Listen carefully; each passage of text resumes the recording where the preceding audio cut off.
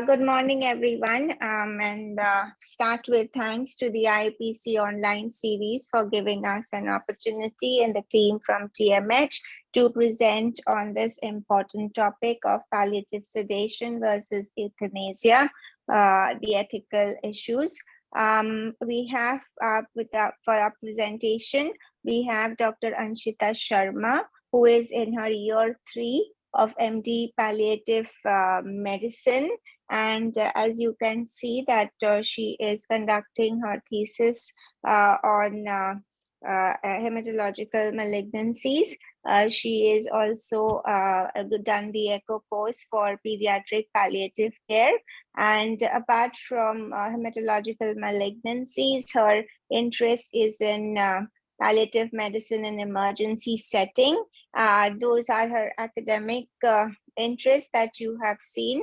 I must tell you that she is an extremely creative person, and she is a brilliant artist and a great cook, and we can tell you this by experience. So welcome, Anshita, for presenting on this. For moderating, we have Dr. Shreya Nair, who is a qualified MD palliative medicine professional, having passed in 2022.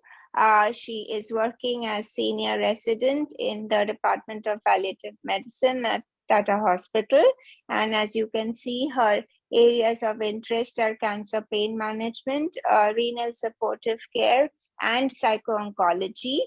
She also, these are again her academic interests that are displayed here, but from our interactions and many talks, she is another creative artist, and she is again a very experienced, and I love her mandala drawings that she sometimes does for me.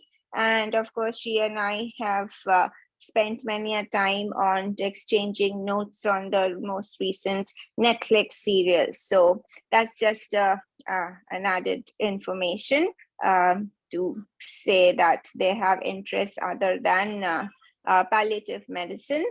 So she will be moderating this session. So welcome everybody once again, and over to Dr. Anshita and Dr. Shreya. Thank you so much.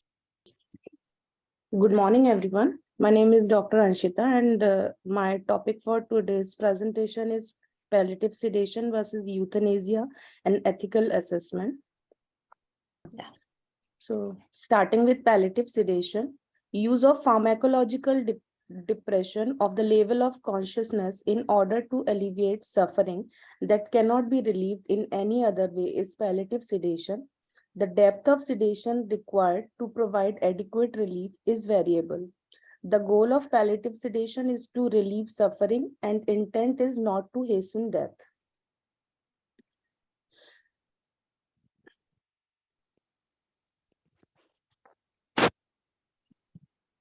The level of sedation is proportionate to the patient's level of distress,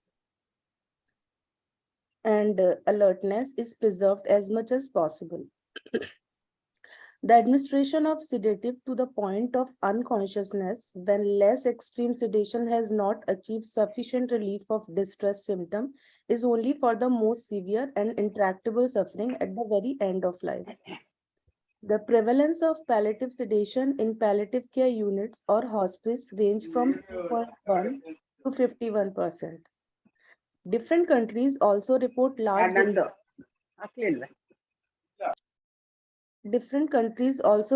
large difference in prevalence of palliative sedation, with Netherlands being 10%, Belgium 8.2%, Italy 8.5%, Denmark 2.5%, Sweden 3%. This is the table showing the prevalence of palliative sedation in the management of refractory symptoms. The study was done in different palliative care setting, in palliative care unit, hospice, multi-centers. Level of sedation: mild sedation, the patient remains awake with the lower level of consciousness. Intermediate will be the patient is asleep, but the patient may be awakened to communicate briefly, while there's sedation to unconsciousness. Palliative sedation, also known as terminal sedation, end-of-life sedation, total sedation, crisis sedation, prolonged sedation, controlled sedation, proportionate palliative sedation, deep palliative sedation or palliative sedation to unconsciousness or continuous deep sedation, and sedation for intractable distress in dying patient. Sedation for intractable distress in dying patient is the use of sedating medication to relieve severe symptoms that cannot be controlled adequately despite the aggressive effort without sedation. The intractable symptoms can be dyspnea or pain, but may also include vomiting, myoclonus, delirium, anxiety, agitation, or uncontrolled seizure. Sedation for intractable distress for psychological and emotional distress is more controversial than for severe physical symptoms. Emergency sedation. It refers to the use of sedation to provide urgent relief of overwhelming symptom in dying patient. And these symptoms include massive hemorrhage, asphyxiation, severe terminal dyspnea, or overwhelming pain crisis. For the patient who are at home at the risk of catastrophic events, sedating medication should be prepared in advance and accompanied by a clean plan for emergency administration. Then respite sedation. Time-limited sedation to unconsciousness or respite sedation may be used for terminally ill patient with severe refractory suffering in a variety of situations like incident pain, when the pain or other symptom due to therapeutic or diagnostic procedure, severe refractory social or existential suffering to break the cycle of anxiety and distress, and patient requests trial of temporary sedation to unconsciousness. Some patients with severe refractory physical and neuropsychiatric symptoms who are not imminently dying may benefit from a temporary respite sedation.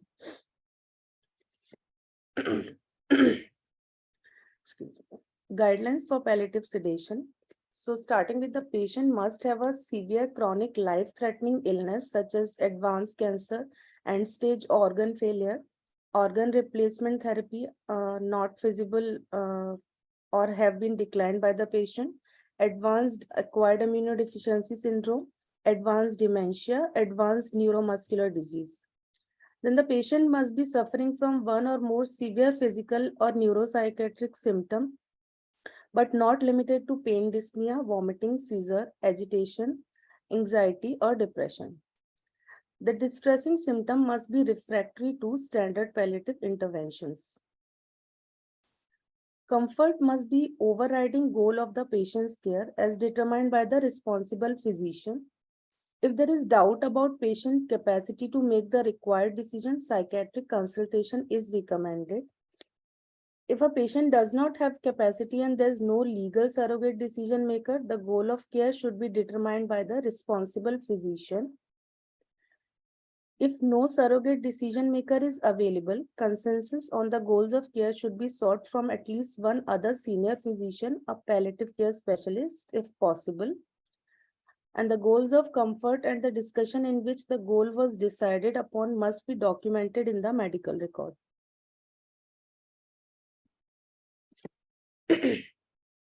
Where possible, an order must be exit stating do not resuscitate or do not intubate. Following are the life-sustaining treatment should be withheld, like chest compression, defibrillation, endotracheal intubation, mechanical ventilation, and non-invasive ventilatory support. Informed consent for palliative sedation must be obtained in advance. If possible, all the staff members actively involved in caring for the patient should be informed in advance of the plan to initiate palliative sedation. In particular, the patient's nurse, respiratory therapist, and the pharmacist should be informed. Once the sedation has been initiated, clinical staff who will be assigned to the case should be informed of the plan of care before their assignment starts. And in non-emergent situations, staff member who object to the care plan should be given the opportunity to excuse themselves for participation in the patient care once a replacement is found. Then the medication used for palliative sedation in patients with refractory symptom at the end of life. So the first line medications are benzodiazepine with the midazolam in dose of 1 to 5 milligram every 5 to 15 minutes as needed until the patient get calm. And in form of continuous infusion, initially 1 mg per hour IV or subcu, then 0.5 to 5 mg per hour titrated to calm. Lorazepam with the initial dose of 1 to 4 milligram in every 2 to 6 hours or 1 to 2 milligrams subcutaneously every 6 to 8 hours with a continuous infusion of 0.01 to 0.1 milligram per kg per hour IV or subcutaneously up to 10 milligram per hour. Then the first generation antipsychotics, levomepromazine, initial loading dose is 12.5 to 25 milligram and continuous infusion will be 2 to 3 milligram per hour. Chlorpromazine, initial dose is 12.5 to 25 milligram IV every 4 to 12 hours and continuous infusion will be 3 to 3 milligram per hour. Then barbiturates, phenobarbital, loading dose will be 1 to 3 milligram per kg IV or IM and repeat after 30 minutes if needed.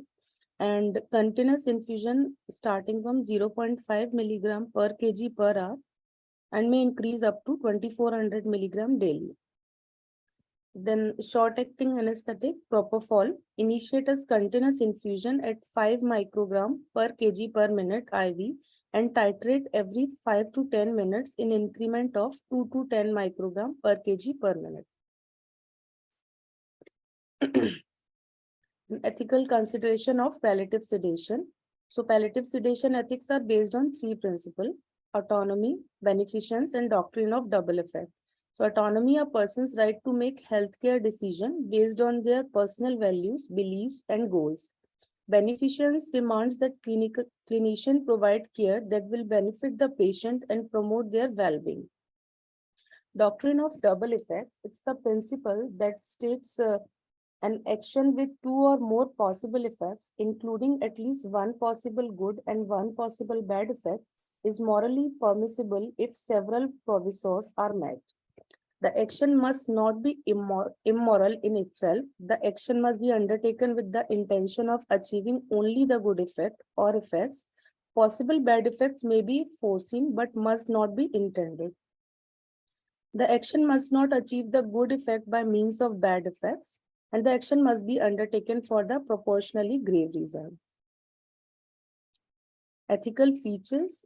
The clinician intent is to relieve suffering. The degree of sedation must be appropriate to the severity of suffering. The patient should give informed consent, and if the patient is not capable of doing so, then the decision making by surrogate decision maker should give a informed consent consistent with the goals of care and values previously stated by the patient. Withdrawal and withholding of life-sustaining treatment is a separate discussion with a separate consent. Refractory symptoms. Symptoms that have not responded to standard palliative care measures are refractory symptoms. They can be pain, delirium agitation, dyspnea, nausea and vomiting, bleeding, myoclonus, uncontrolled seizure. Then indications of palliative sedation. Palliative sedation to unconsciousness is only appropriate in terminally ill patients as an intervention of last resort to reduce the distressing symptoms that have not been relieved by aggressive symptom-specific palliation, such as pain, nausea and vomiting, delirium, dyspnea, uncontrolled bleeding, uncontrolled seizure, and myoclonus. So, palliative sedation for existential suffering. So, suffering can be multifaceted, like physical, emotional, psychosocial, spiritual, but ultimately all types are interrelated. So the question is, can we use palliative sedation in spiritual and emotional suffering?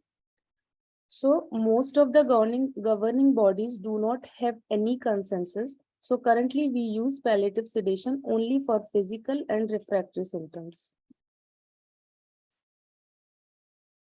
So factors to consider before initiating palliative sedation are clinician intent. So the intent of clinician should be relieve the suffering, and four condition of doctrine of double effect are satisfied. Patient intent is spiritual and psychiatric evaluation and informed consent. And ethics, intention and action are both ethically acceptable. So guidelines, certain institutions have certain guidelines prior to initiating palliative sedation, and which include psychiatric evaluation, spiritual evaluation, and ethics consult. Then there can be misuse of palliative sedation. So studies from several countries have revealed that physicians occasionally intend to hasten death, even where euthanasia and physician-assisted suicides are illegal. These data raise the concern that palliative sedation may be used to intentionally hasten death, and that physician may try to hide their intention by involving the principle of double effect. Therefore, it is extremely important for physicians who provide the PAL sedation to demonstrate their intention as clearly as possible by documenting carefully in the medical record the agreed upon goals of care, the treatment that failed to achieve an adequate degree of comfort, and how informed consent was obtained, and the regimen and patient response. So suggested clinical guidelines for initiating palliative sedation: the patient must have terminal illness, death must be imminent, the patient suffers from refractory symptom that the clinician perceive further intervention will not relieve, do not resuscitate order must be in effect and informed consent obtained, and withdrawal or withholding of nutrition, hydration, ventilation issues need to be addressed prior to the sedation. Does palliative sedation affect survival? Does it hasten death? So far, we have no evidence that patient who undergo PAL sedation at the end of life has shortened survival. There's no statistically significant difference in survival from date of admission between sedated and non-sedated patients. So there are certain barriers for palliative sedation, including hospital and institutional policy, fear or lack of knowledge of physician and other healthcare professional, lack of experience of palliative physicians, and fear of legal ramification. So here's a case scenario with a 39-year-old female, a known case of metastatic high-grade neuroendocrine carcinoma gallbladder with the mets in liver, bone, and brain on best supportive care. She was admitted for supportive care in view of persistent seizures since 4 days, and she was started on 4 different anti-epileptics. She was also planned for MRI brain, but due to the persistent seizure, we are not able to do so.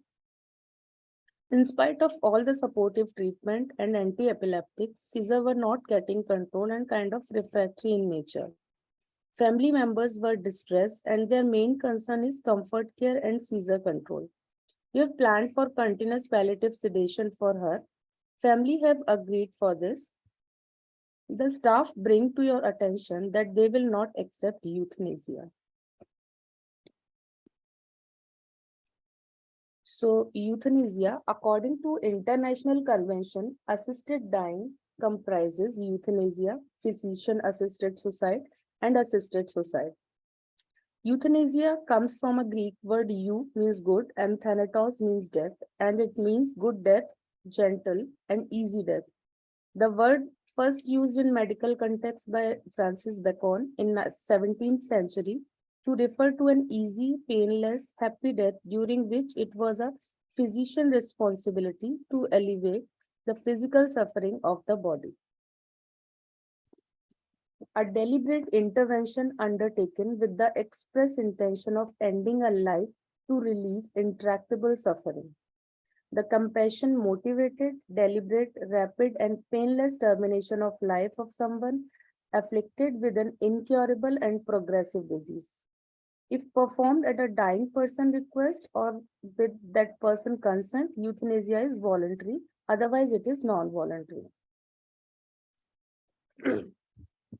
So in Netherlands, euthanasia is defined as the administration of lethal drugs by a physician with explicit intention to end the patient's life on patient explicit request.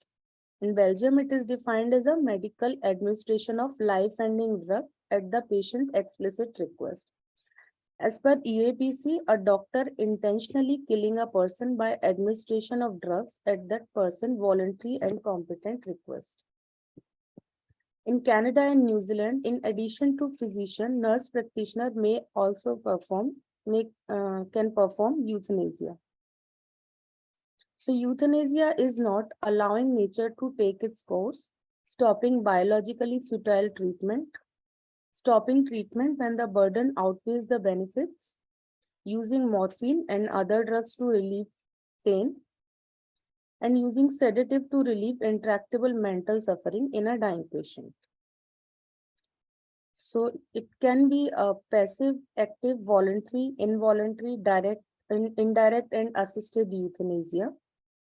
So active is when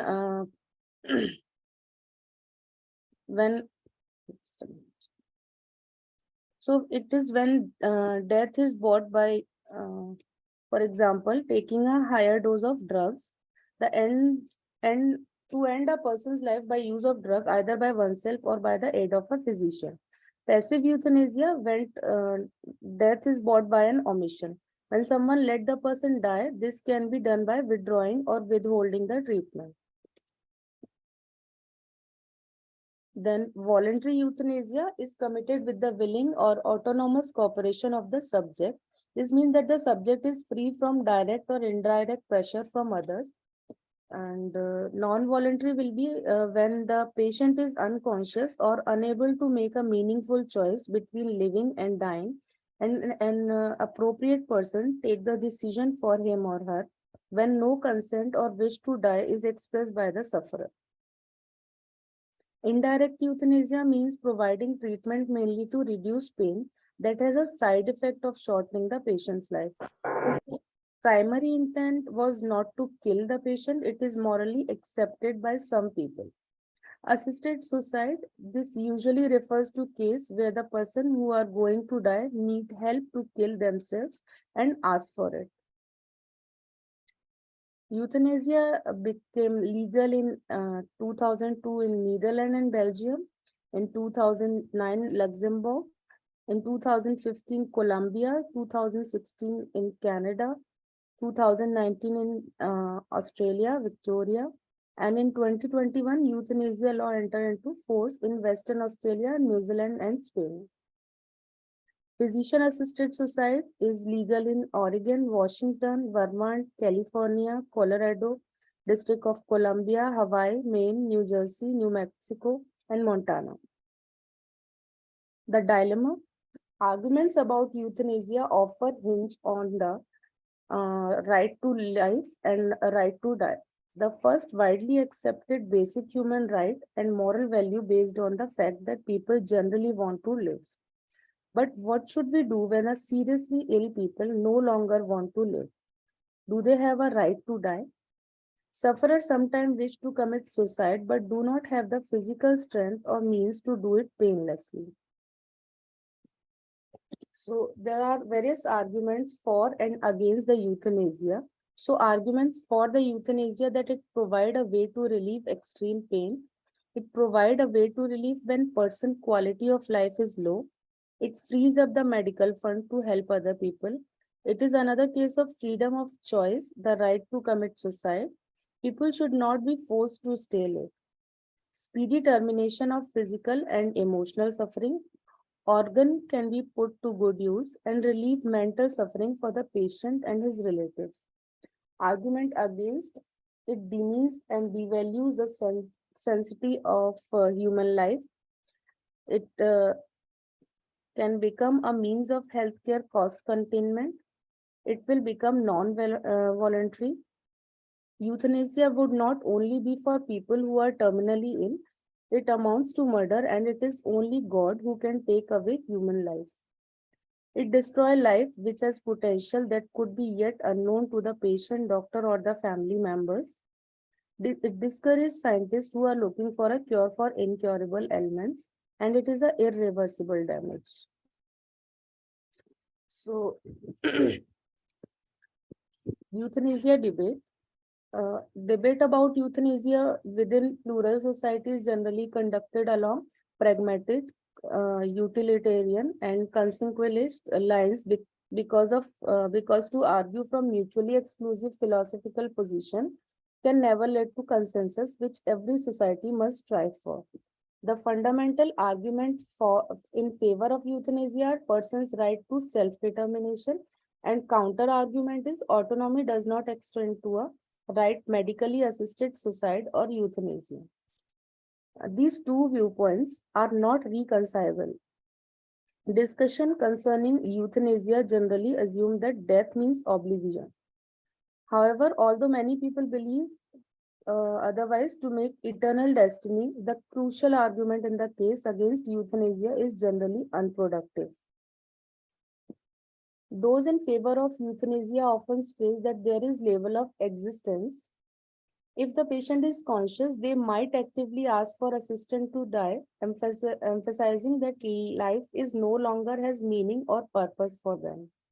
Patient in irreversible coma, like more than for 6 months, would be one category, and persistent vegetative state is another. Uh, Also, advanced motor neuron disease or when cancer erodes the face and replaces the familiar feature with malodorous ulcerating fungating mass, or when a similar process affects the perineum and resulting in distressing and humiliating double incontinence. There are powerful images and must be acknowledged by those who oppose euthanasia. Palliative care cannot sanitate all form of dying. Indeed, a doctor who has never attempted to kill a patient probably has had limited clinical experience or is not able to emphasize with those who suffer, and leaves a patient to suffer intolerably is morally more reprehensible than the doctor who opts for euthanasia. The slippery slope. It is a term commonly used to refer the danger of voluntary euthanasia for terminally ill patient leading to non-voluntary euthanasia or extending to patients who are not terminally ill. Despite the strict guidelines, the experience of Netherlands appears to support this fear. A pragmatic approach because the opposition of euthanasia and physician-assisted suicide by professionals involves specialist palliative care is effectively a euthanasia-free zone. This fact needs to be taken into account in any discussion about euthanasia. So, pragmatic reason for opposing euthanasia can be prognosis is often as uncertain. Patients frequently change their mind. Many requests stem from inadequate symptom relief. Requests related to sense of uselessness or feeling a burden. Persistent requests often reflect a depressive illness. Doctor who find it hard to cope with failure will tend to impose euthanasia. The option of euthanasia will remove the incentive to improve standard of palliative care. So, this is a table distinguishing between palliative sedation and euthanasia. So, the goal of deep palliative sedation is the comfort care of the patient. And while in case of euthanasia, it is a death. The intent of deep palliative sedation is relieve intolerable suffering, while in case of euthanasia, it is to cause death. Process and proportionality in palliative sedation is the sedative medication titrated to the effect entails titration of medicines to achieve the goal of comfort. And once the comfort is achieved, the lowest dose that maintain comfort are used. While in euthanasia, medication given at a lethal dose, no titration, no calculation, or maintenance of minimum doses needed for comfort because the goal is death. Outcome in deep palliative sedation is sedation to unconsciousness, while in euthanasia, it is immediate death. So here's a case. Gloria Taylor was a postal worker, residential care worker, enthusiast and bike enthusiast and health advocate. She was born and raised in Castlegar, British Columbia, Canada. She began to experience the early symptoms of amyotrophic lateral sclerosis in 2003. A neurologist diagnosed her with the disease in 2009. On June 29, 2011, Gloria filed an application with the Supreme Court of British Columbia to be added as a plaintiff in British Columbia Civil Liberties Association Death with Dignity lawsuit. The BCCLA has filed the lawsuit in April 2011 to challenge the law that make it criminal offense to assist seriously incurably individual to die with dignity. The legal challenge to allow seriously and incurable ill, mentally competent adults the right to receive medical assistance to hasten death under certain specific safeguards. Gloria told reporters in Vancouver she doesn't want to die, but she also doesn't want to die an agonizing and horrible death. She also says she is fighting so that all the people of Canada will have the choice in the way they want to die. Taylor told reporters, oh, sorry, Taylor had won a constitutional exemption at a lower court for medically assisted death in 2012, but that decision was overturned in subsequent appeal. On October 4, 2012, she died as a result of severe infection resulting from perforated colon. Due to acute nature and brief course of her illness from the infection, Taylor did not need to seek the assistance of physician to end her life. In the end, she died. Gloria's death was quick and peaceful. She died in hospital with her mother and a close friend by her side. So, medical assistance in dying. So euthanasia in Canada, in its legal voluntary form is called medical assistance in dying, and it first became legal along with assisted suicide in June 2016 to end the suffering of terminally ill adult. In March 2021, the law was further amended by Bill C7, which permits assisted euthanasia in additional situation, including for certain patients whose natural death is not reasonably foreseeable, subject to additional safeguards. In 2021, more than 10,000 people died by euthanasia in Canada. In IAPC poll conducted in the spring of 2022 found that 86% of Canadians support the Carter versus Canada decision that led to legalization of euthanasia. 82% supported the removal of requirement that natural death be reasonably foreseeable. So here's an article of Hank Ten Have, Palliative Sedation versus Euthanasia, an Ethical Assessment. So the aim of this article was to review the ethical debate concerning palliative sedation.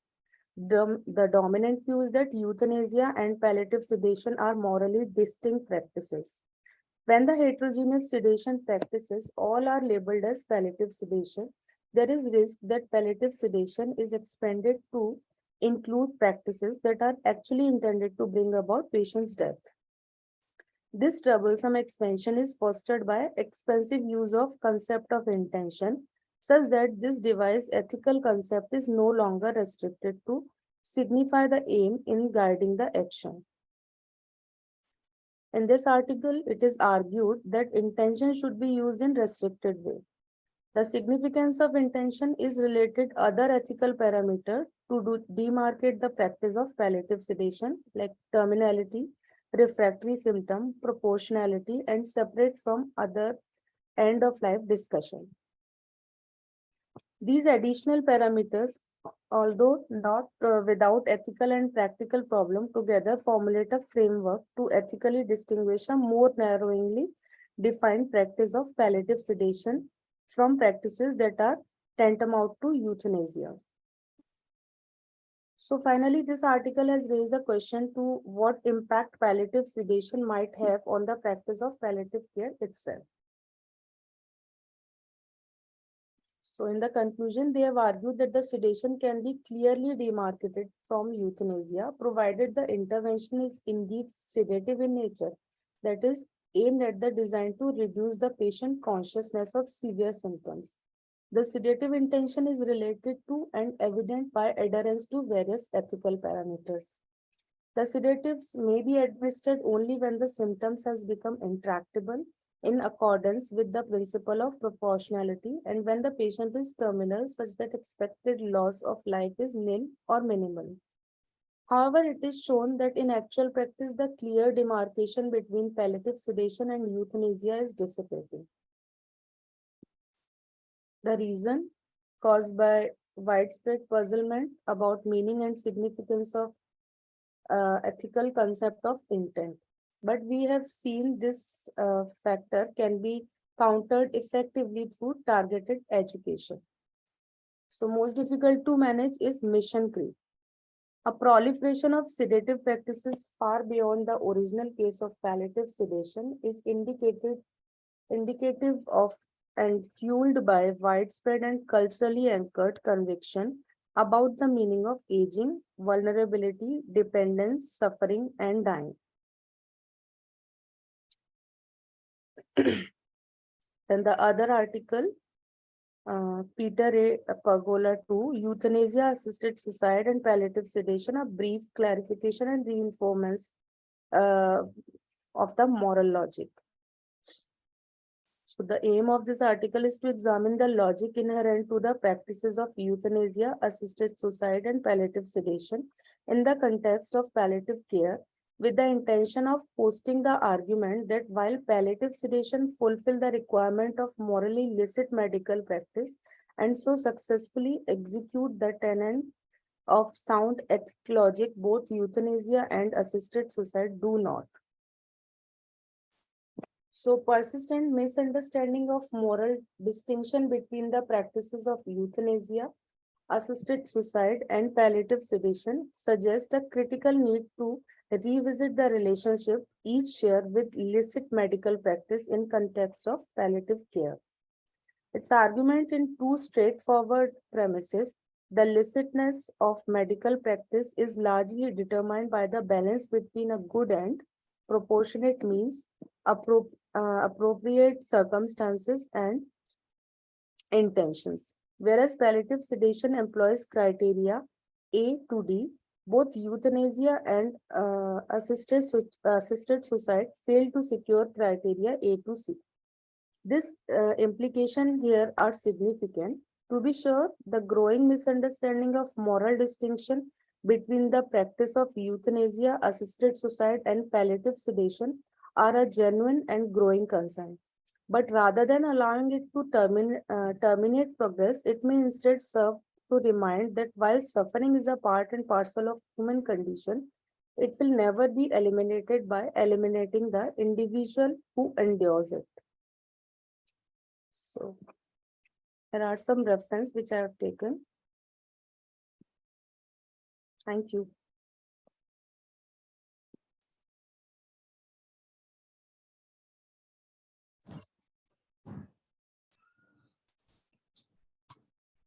Thank you very much. It was an important discussion which you have said. Can you elaborate something regarding Indian scenario? What is Indian scenario? Anshita, Yes, ma'am. do you have come across any article regarding Indian situation? No, ma'am, I don't come across any article for Indian scenario, and this it is just passive euthanasia, which is legal in India, and You other. haven't included, I think, yeah. You haven't included in the presentation, I think, Anshita, but there are articles. Okay, I'll add it. Exactly. So that's about Indian scenario, because this is Indian public. What exactly they should do? They should have a take-home message. So Jyota, can you summarize this, or the president want to summarize? Shreya is there. Shreya, you want to go ahead? Yeah, ma'am. So currently, in the Indian setting, we do not, so legally, we have the dignity to die judgment, which was there in that Aruna Chanbag argument. So in that judgment, we can withhold and withdraw life-sustaining treatment measures after discussion with the family and informed consent by the patient. So legally, there is no stand on euthanasia in India. They do call the dignity to die judgment as passive euthanasia. So that is where palliative sedation comes in place. So we can use palliative sedation in terminally ill patients having refractory symptoms. So I think that is what we practice sort of uniformly across India. So So think I think that this is is right that in India, although there are no clear cut, there is no euthanasia is not at all legal, but we have enough evidence and enough support from various articles to say that how we can end a patient, how can we end the life of a patient who is terminally sick or having sick or intractable symptoms. So I think there are enough articles in that area. Very good. So any questions? I think one question which you have answered, Shreya, that what is the status of euthanasia in India? Any other questions or comments anybody wants to say? I'm sorry I was not in the beginning because I was attending another meeting from Americans and I lost the track of time. But I joined immediately after 5-10 minutes.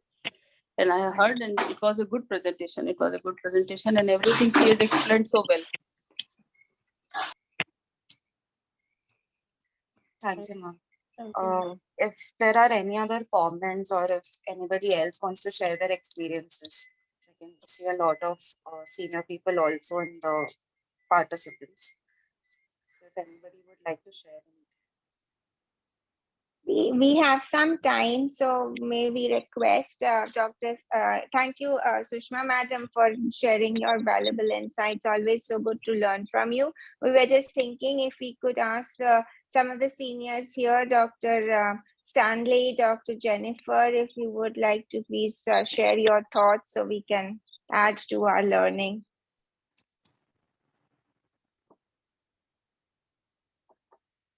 Thank you, Jayita. It was a very nice overall review of the very important and difficult topic. Sometimes when we say right to die for a person, it often is countered by the other side of it, which is right to kill. And this right to kill, again, depends on the faith aspect and also the intention. When death is not intentional, then it is not euthanasia. So that is very, very important, that the intentional aspect of it.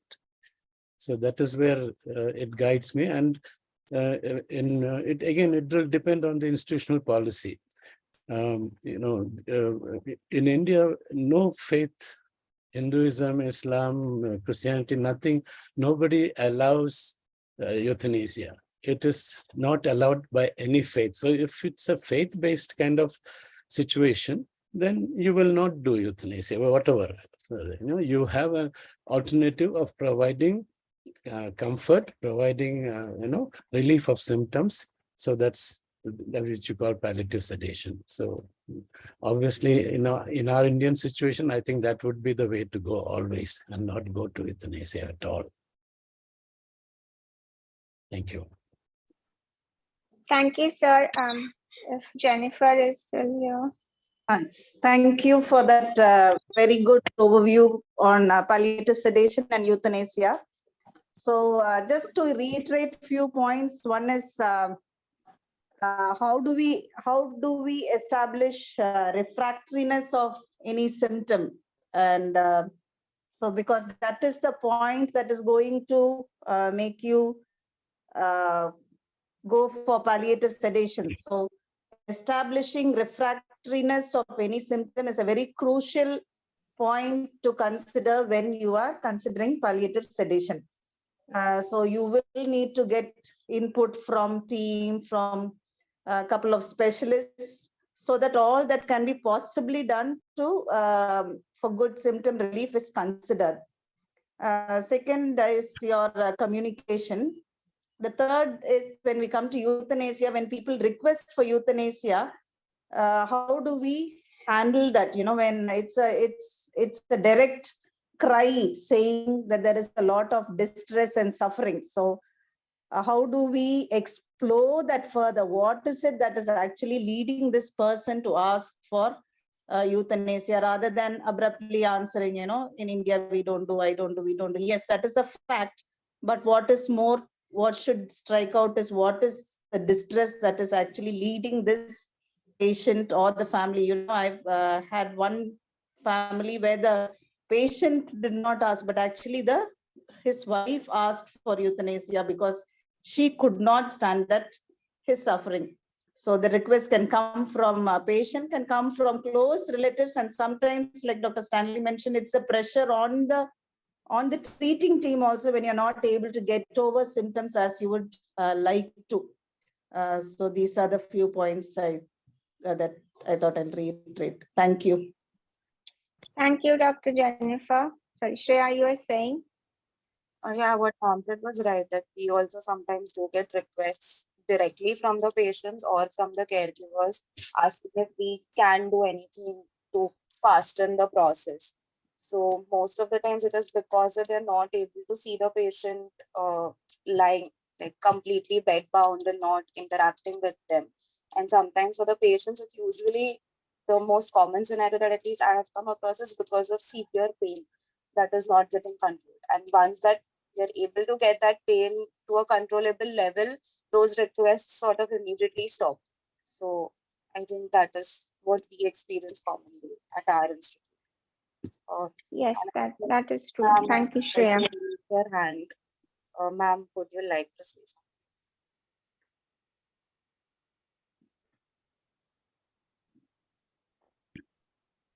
Joyda ma'am, Dr. Meenakshi has raised her hand. Yeah, please go ahead, Meenakshi. I was just about to ask you and Kalpana to share. Yes, ma'am. Thank you for the wonderful overview, Anshita, and Madam and Dr. Jennifer and Dr. Stanley's excellent comments.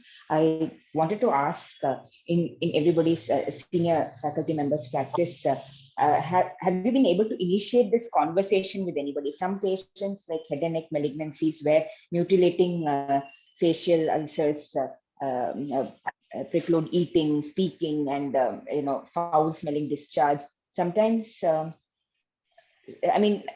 attenders are suffering. They do indirectly ask whether, how long this is going to go on. But I've never had any patient, never been able to elicit from a patient that, they would like to die. Somehow this topic is taboo, or, we never come to that discussion is what I have seen, but my practice is very recent and limited. So I would want to hear the senior faculty's comments on this. Yes, I would agree with Meenakshi that this is not very, it's rather rare in our Indian situation for people to ask, definitely ask for this thing to die, that then they want to be relieved of the suffering by being killed, by euthanasia. It's very, very rare. I agree with Meenakshi about that. There are 2-3 questions on the chat, I think. Can I respond to Dr. Meenakshi? Yes, of course. Yeah. So it is rare. A persistent request is rare, but what sometimes I've seen is when their symptoms are still not controlled, they do say, something, can you give and finish it off? What is the point in living like this? But 1 or 2 visits, and when their symptoms are controlled, they do not bring it up again. So a persistent request for euthanasia, they don't use the word euthanasia, but do something to end my life. A persistent request is rare, but sometimes when the symptom is really at its peak, they do ask. And when the request is persistent is definitely when you need to explore further. Thanks.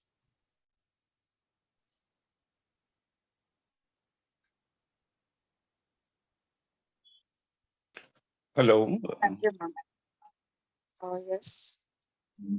Hello, madam. I'm Dr. Pranit. I'm a consultant in pain palliative medicine, Bakwatarpan Cancer Hospital. So, my question is, if we have to conduct a trial, a randomized control trial in a setting, in a palliative setting, and as you said that the first line drug which is used for terminal sedation is midazolam. So, what is the evidence regarding this? Is it because of expert-based consensus, or were there any trials which showed that midazolam is effective or to relieve the distress? And I'm thinking about using a comparison of two drugs where one would be morphine plus placebo and morphine plus midazolam. So how ethical would this be if I avoid the gold standard drug?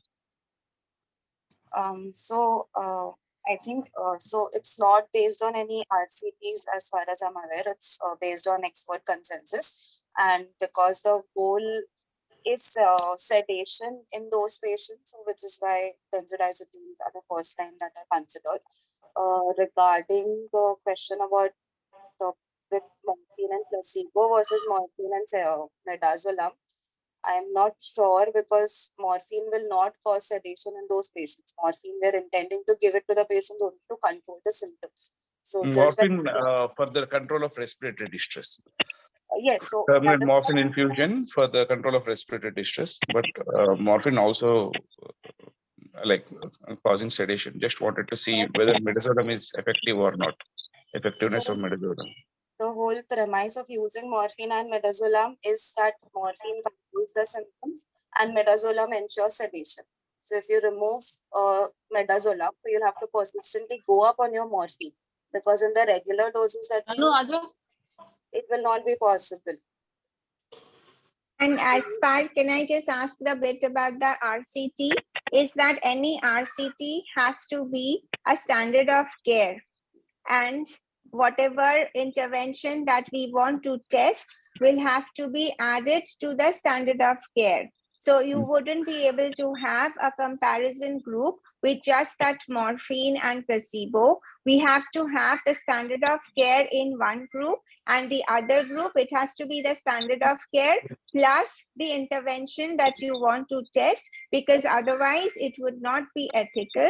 And anyway, what it is, you know that there are so many barriers to research in palliative care overall. We are slowly surmounting the difficulties, but especially in terminally ill and end of life care and things like palliative sedation, things become even more difficult and ethically challenging. But for any RCT, when we have a standard of care, we have to have that as standard of care in both the groups. The experiment, the intervention has to be added to the standard of care. And this is what you can think of whilst doing the protocol and thinking about. So just having that one bit of the standard of care will not be permissible ethically as well as clinically. But midazolam is not only based on the expert consensus. We are taking it as standard. It is still standard of care. It is still standard of care. Pranit, Yes, can I, Jyota, can I intervene?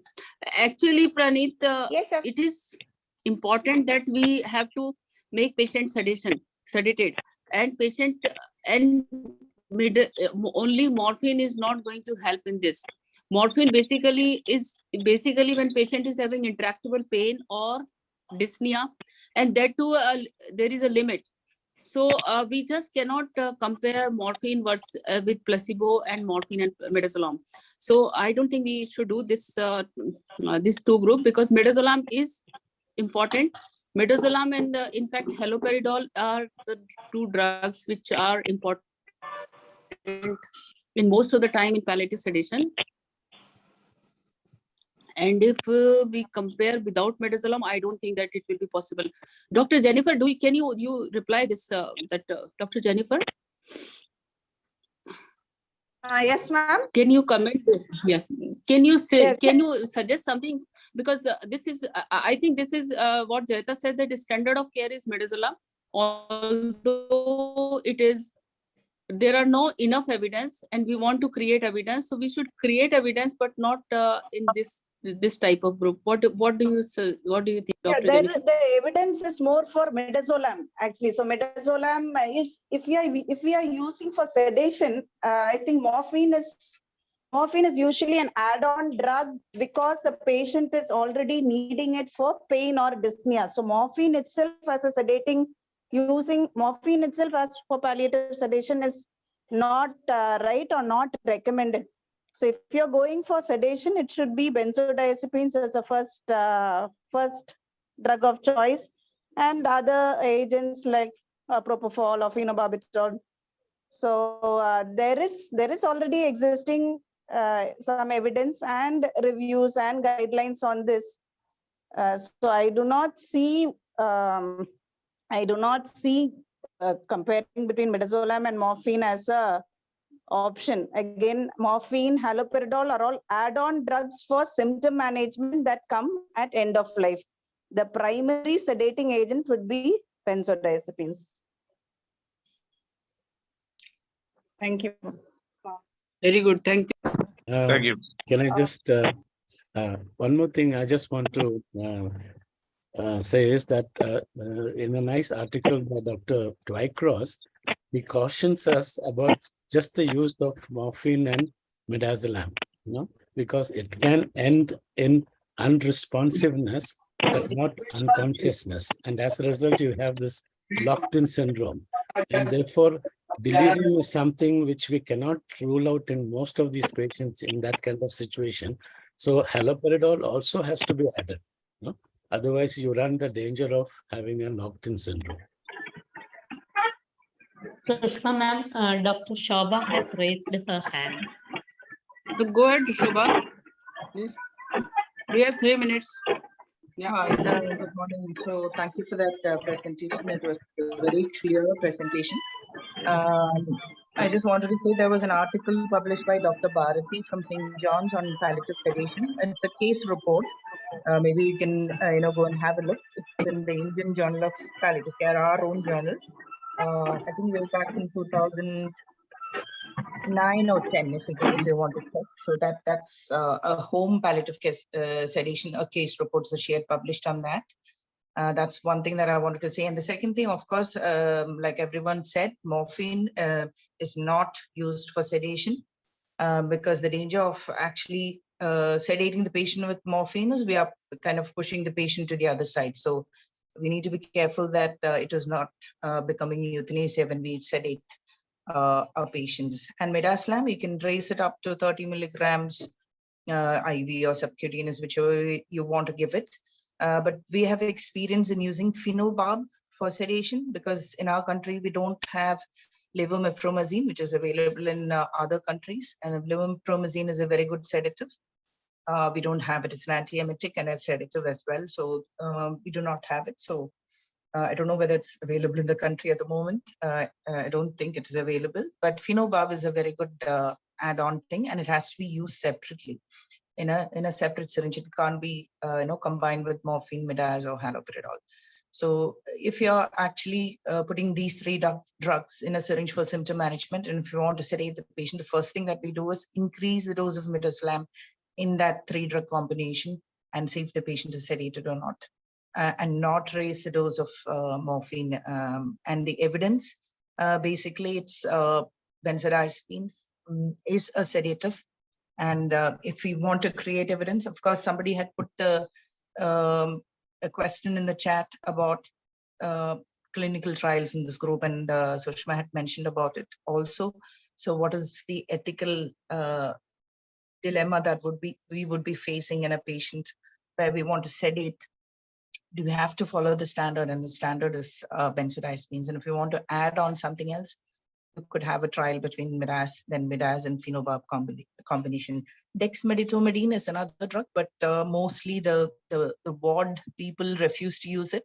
The nurses refuse to give it because they say that it is used only in the OT or by anesthetists. So I'm not sure whether everyone uses dexmedetomidine in the ward. If so, you can let us know. Thank you. Thank you, ma'am. This opens the floor and the idea that there are so many things we have to do in an Indian scenario. So many things we have to do in this topic, on this particular topic. There are so many unanswered questions. So, Dr. Tak, you want to say something? This will be the last comment because we have, yes, Dr. Tak is from Srinagar and he's a practicing palliative care physician. Yes, go ahead. Ma'am, very good morning. Ma'am, this is a very useful topic, but this is very sensitive also. As there was a deliberation that in our scenario, in the Indian scenario, people usually don't opt for this end of life. But there are certain conditions like when the distress is so much. I came across a patient who had brain mets, and the patient was with severe headache. Patient was every time requesting that he wants to end up his life. So, ma'am, at this time, we cannot, in Indian scenario, the law of land does not permit us for euthanasia. But to what extent we can respect the wish of the patient? So I think the lecture has clearly said that when symptoms become intractable, first important thing is you have to treat the symptoms. And when your symptom management has gone to the extent where all the medication you have tried, still patient is not responding, then definitely with the help of your colleagues or with the help of your team, you should finally decide that this patient is now clear-cut case of terminal sedation. And this will all depend on your assessment of the symptoms, management of the symptoms, and the communication with your colleagues and the family members. So there is lot of importance to assessment management first. Give maximum try to manage the symptoms, and once the symptoms are not manageable, then try and come to the conclusion that this patient needs, we should go for terminal sedation. And based on the three principles which Shreya and Anshita has narrated, I think we should go for terminal sedation. But your communication skills will make a huge difference in all these conditions. And definitely there is a need to learn what exactly works and what does not work. And definitely morphine, haloperidol, these all drugs are for symptom management, not for terminal sedation. And as Shobha and everyone said, that midazolam or benzodiazepine in any form, phenobarbital, dexmedetomidine, all these medications are the medication which should be used for terminal sedation. And I think we have finished time. We should stop here because we all have to go for the next work, 7:33. It was such a fantastic decision, Jayata, Anshita, and Shreya. And I hope that everybody must have gone. It's like many times we keep hearing these kind of lectures, but it is opening our mind that there's a need to do to create evidence to as much as possible in Indian scenario. Thank you very much. We will be there next week before 6:30, and before 6:30 we will have a next lecture. So please come and join before 6:30. Till the time, okay. Thank you, and thank you, Anshita and Shreya, host Dr. Jayata. Thank you very much, and thank you everyone for. Thank you.